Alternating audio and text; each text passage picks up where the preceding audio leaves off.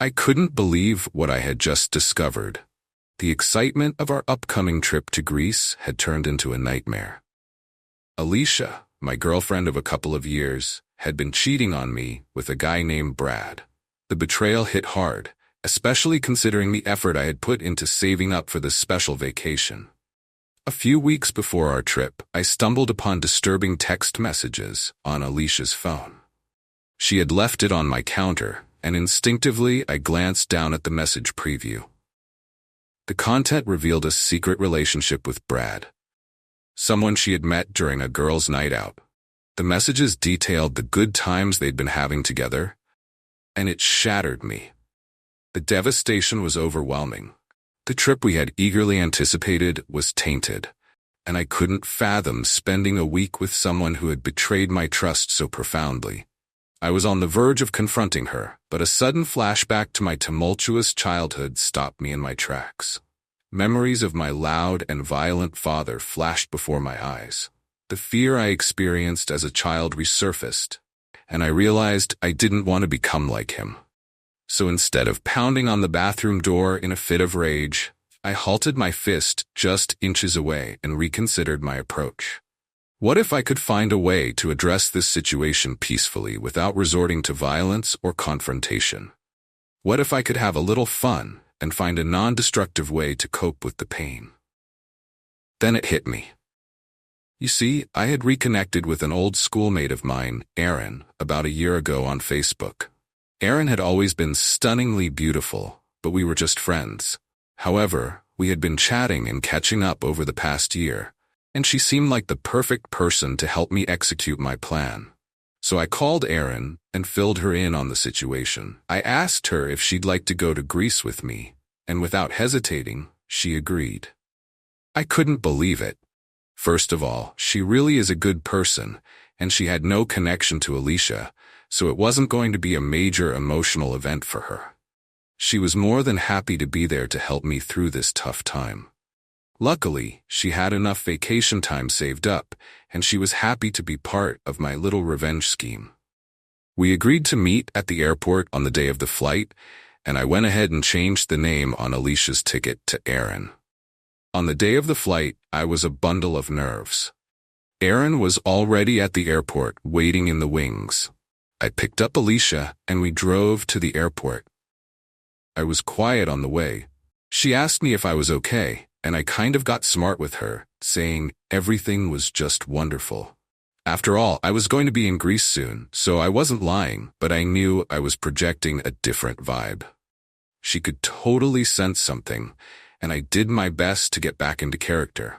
I started talking about some of the places I was looking forward to seeing. It helped me take the edge back off. When Alicia and I arrived at the check-in counter, I handed over our passports and tickets, doing my best to keep my cool. The ticket agent scanned our documents and then looked up at us with a puzzled expression.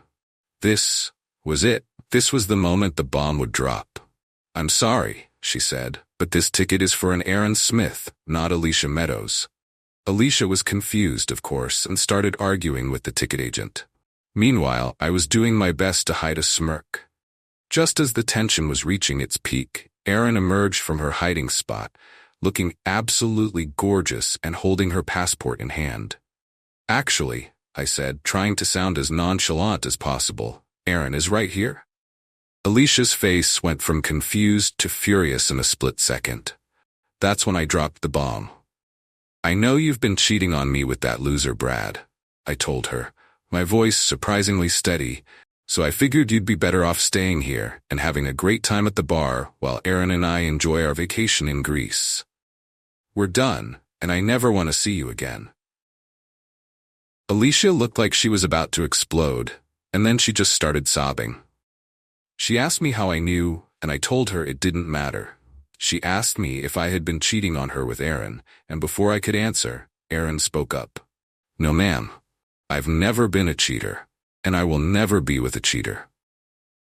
Before Alicia could say much of anything else, I grabbed Erin's hand and walked away. A ticket agent, who had been watching the entire scene unfold, simply nodded at us and led us through the gate. I turned around one more time and smiled as I entered the gate. The ticket agent had turned towards the gate so she could finally release a big smile as she shook her head. Aaron and I boarded the plane, both of us still in disbelief at what had just happened. We settled into our seats, and as the plane took off, we clinked our little plastic glasses together in a toast of new beginnings and unexpected adventures. It was an exhilarating feeling, and we couldn't help but laugh at the absurdity of it all. As we settled into our vacation, Aaron and I spent our days exploring Athens, visiting ancient ruins, and indulging in delicious Greek food. Our evenings were filled with sharing stories from our lives, reminiscing about old times, and discovering that we had more in common than we ever realized. As the days went by, I found myself feeling grateful for the twist of fate that had led us to this moment. Meanwhile, Alicia was not having such a great time back home. First of all, she had to catch a cab back home. Remember, I drove us to the airport. LOL. Word of our airport encounter spread quickly among our friends, and she became something of a laughingstock. I even heard that Brad, the loser she'd been cheating with, had ditched her after finding out what had happened. As much as I didn't want to admit it, there was a small part of me that felt vindicated by her misfortune. Aaron and I didn't dwell on that for long. Instead, we focused on enjoying the time we had together in Greece. We visited stunning beaches, hiked breathtaking trails, and even tried our hand at traditional Greek dancing. As the sun set on our final day in Greece, we found ourselves standing on a hill overlooking the ocean, hand in hand, as the sky turned brilliant shades of orange and pink. Standing there, I felt a newfound sense of clarity and purpose. The heartbreak and betrayal I had felt just a week ago seemed like a distant memory. I turned to Aaron, and as our eyes met, I knew that this trip had brought us much closer than we ever could have imagined. "We should do this again sometime," I said, grinning. Aaron smiled back at me, her eyes shining with the promise of new adventures. "I'd like that." She agreed. As we boarded the plane back home, it was clear that our trip to Greece had been more than just a vacation. It had been a journey of healing, rediscovery, and unexpected connections. Though neither of us knew exactly what the future held, we were both excited to see where this new chapter in our lives would take us. As for Alicia, well, let's just say that she learned a valuable lesson that day at the airport. Cheaters never prosper, and sometimes they get left behind in the most epic way possible. That was pretty intense. How do you think I handled it? Is there something different that you would have done? Let us know what you think in the comments below.